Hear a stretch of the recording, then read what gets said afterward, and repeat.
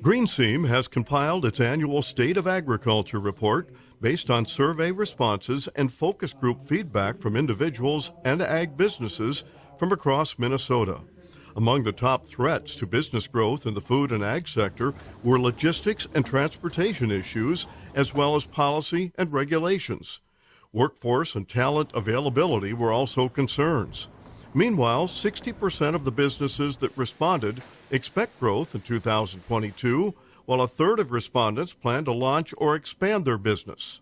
But overall, people are like, no, we're going to get the supply chain back in order. Prices are helping out, that people can make some money.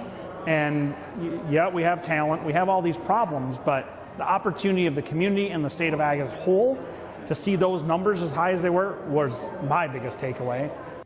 Workforce challenges remain a concern, with employers becoming more creative in how they attract and retain employees. Greenseam Executive Director Sam Ziegler says there are increased efforts across Minnesota to train workers for the wide range of career opportunities in agriculture. We have more high school ag educators than we've had since the early 80s.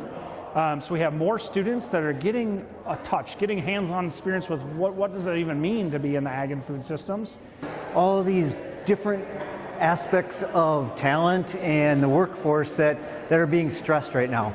And so it's not just one that is impacting. And so as you look across the industry, how does everyone work together to address these instead of competing against each other? I'm going to raise you $1, more, or whatever it might be. And so that really came out in that, in coming up with ways to attract the younger generation into that.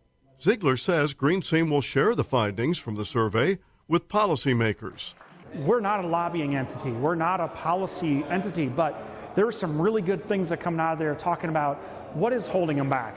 Is it local policy? Is it state policy? Is it federal? Full survey results are available at greenseam.org. This is Lynn Ketelsen reporting.